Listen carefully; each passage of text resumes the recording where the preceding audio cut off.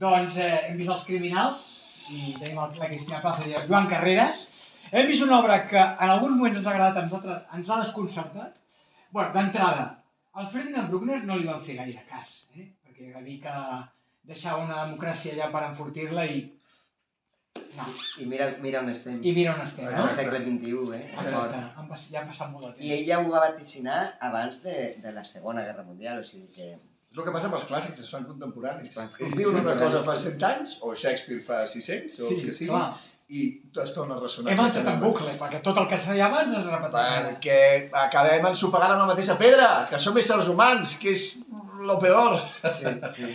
Parla de moltes coses. L'instint primari. Parla de moltes coses, però sobretot parla d'una administració de justícia. Ja pot anar dient el Pedro Sánchez que renovarà el poder judicial, perquè, que tant de bo, perquè si no tot continuarà... Un altre mirall evident, no? Un altre mirall, Igual parlem d'aquí 20 anys i tot continua... Però és que estic convençut, 20, 100 o 200. Doncs jo tinc esperança. Mira, què vols que et digui? Aquí la positiva de... I tot i que la judicatura ja sabem que és dels rics, perquè només una persona que té pasta pot estudiar tants anys, però jo ja conec algú que, mira, que també, llavors igual és un 2%, però jo confio. Aquesta entrevista queda, vull dir que se'l pot recordar. El tractament de l'obra, com la definiríeu? Una paròdia, un esperpent, un vodevil, un sainete eròtico polític, en fi, no sé. Judicial. Jo crec que tot alhora.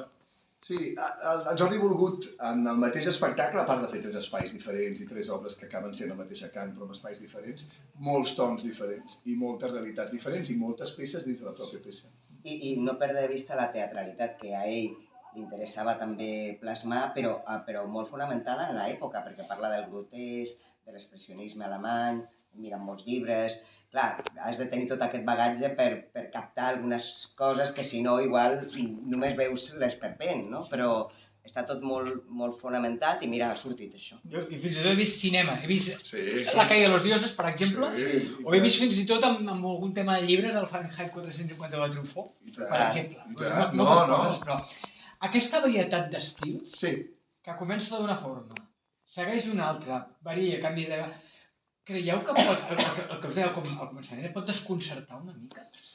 Més a la gent més jove no. Sí, el que passa, realment és aquest, és a dir, si ens alliberem de que les realitats no només han de ser d'un sol tipus, no? I les veritats poden ser de tantes maneres diferents, i si realment et relaxes i pots arribar a pensar que a qualsevol moment pot passar, jo penso que la gent llavors hi entra d'una manera super eficaç i a la gent li encanta. Sí que és veritat que si demanes que hi hagi una línia o una manera o un mateix to igualitari, llavors potser no t'ho trobes. Perdó.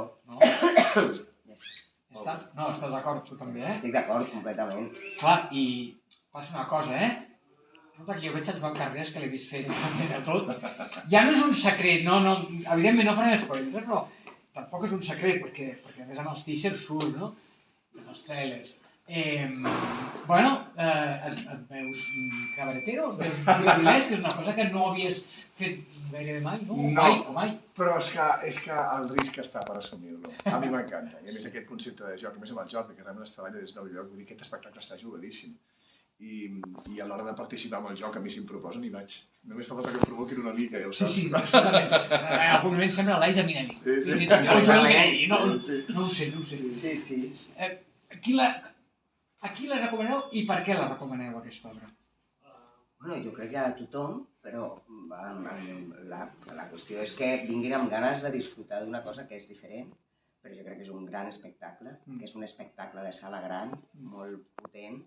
Ara, no és la cosa fàcil, però... No se'ls ha de donar mastegat, no? Mastegat no està, però la meva filla ha vingut 2 vegades i ja té entrades per venir 2 vegades més. Carai. I té 17 anys i no ho fa sempre. Cuidado, que igual sembla... No.